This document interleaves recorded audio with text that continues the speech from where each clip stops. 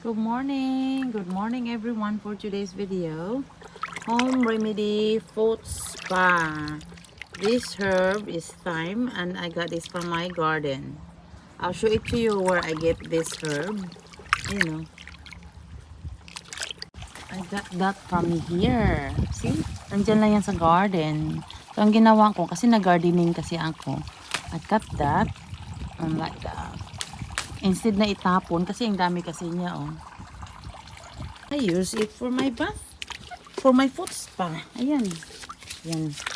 I got everything, guys. And then I add mango mud bath salt. Ayan. So, this is salt ito. Yes, that one, salt. I add into my foot spa. I got everything. I got all my cleaning. So, let's do it, guys. Just do our home remedy foot spa in there.